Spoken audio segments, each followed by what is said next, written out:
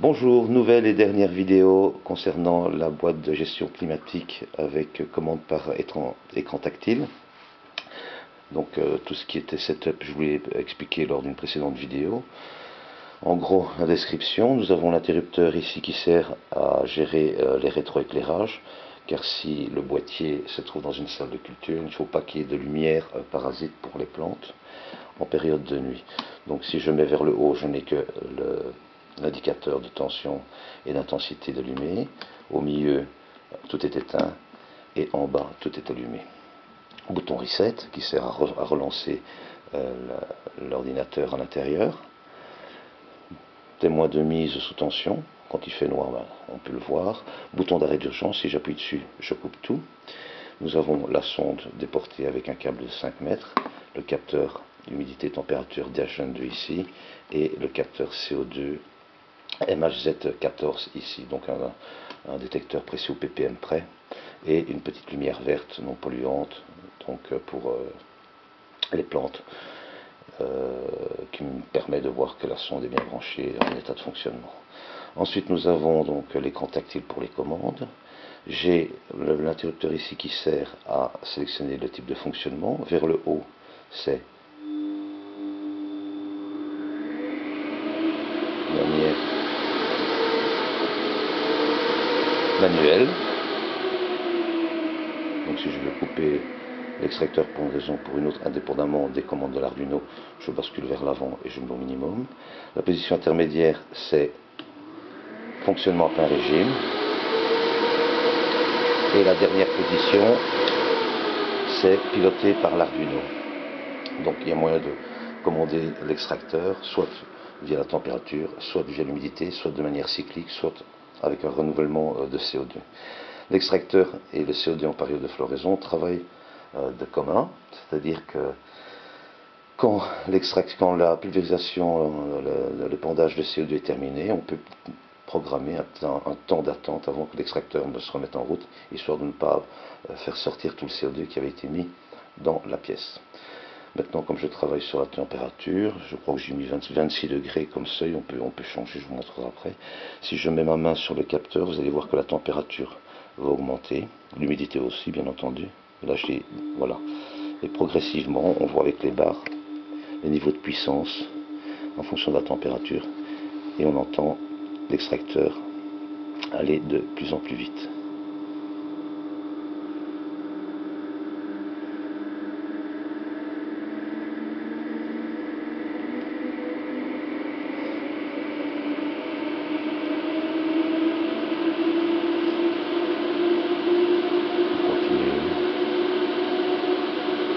Donc je l'ai mis sur 26 degrés. Je vous montrerai après comment est-ce qu'on peut diminuer la température désirée. Ça continue à monter.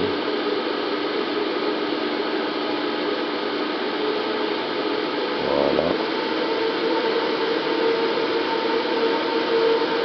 Donc avec une différence approximativement 3 degrés par rapport à celle qui est programmée, l'extracteur fonctionne quasi à pleine puissance.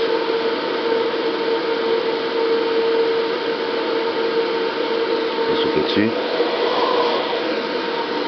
Voilà.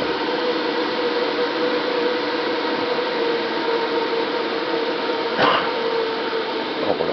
Quand la température descend, le régime de l'extracteur diminue. Vous pouvez voir aussi la consommation qui varie en fonction de la vitesse de l'extracteur.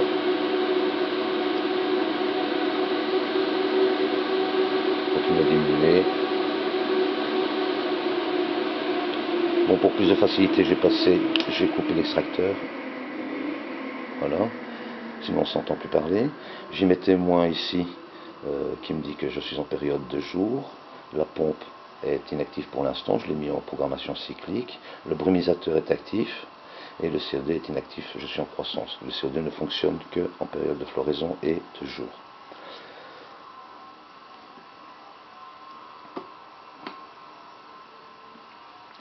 De temps en temps, l'écran fait les siennes, donc il y a un petit bouton de reset. Ça ne fonctionne que quand on chipote à l'écran, donc ça n'a aucune incidence sur le fonctionnement de l'appareil. Ici, dans lampe, croissance floraison, je peux choisir mon mode, croissance ou floraison, avec les horaires que je peux modifier la guise, j'enregistre.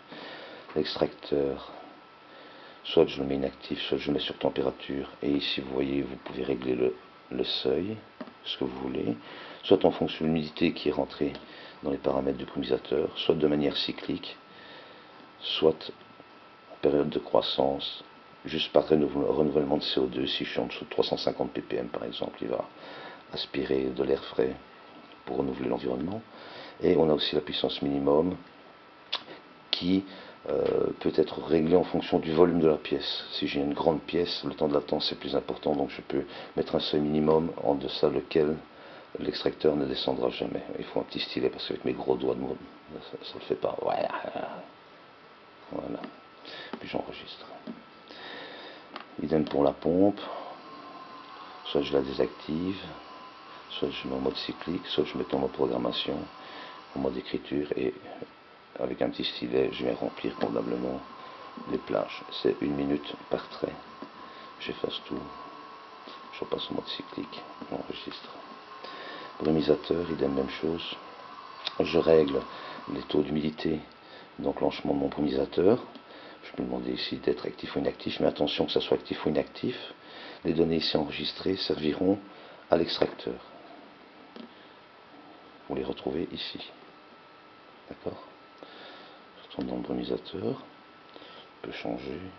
Je passe sur le CO2, plusieurs façons de travailler. Soit je le désactive. Même s'il est activé, ça ne fonctionnera qu'en floraison en période de jour, donc pas besoin de le définir. Je peux demander que les aspersions se fassent de manière cyclique.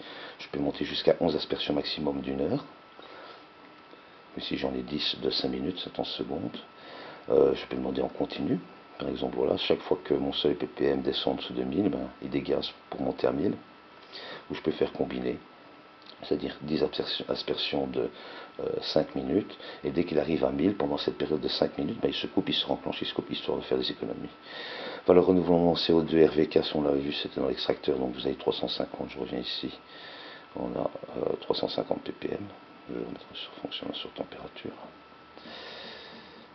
je reviens à CO2, voilà, donc délai d'inactivité à la fin du dégazage, donc ici 600 secondes. J'ai demandé que l'extracteur, quoi qu'il advienne, ne s'enclenche pas 10 minutes avant la fin de la dernière aspersion de CO2 dans la pièce. Puis vous avez ici, pour régler l'horloge interne de machine. Voilà. Qu'est-ce qu'il y a encore de particulier? Je suis en mode manuel, c'est pour ça que vous ne l'entendez pas. L'extracteur, sinon, si je passe ici en mode automatique, il s'enclenche à la vitesse de puissance. Désolé. Je vais le couper pour qu'on puisse s'entendre parler.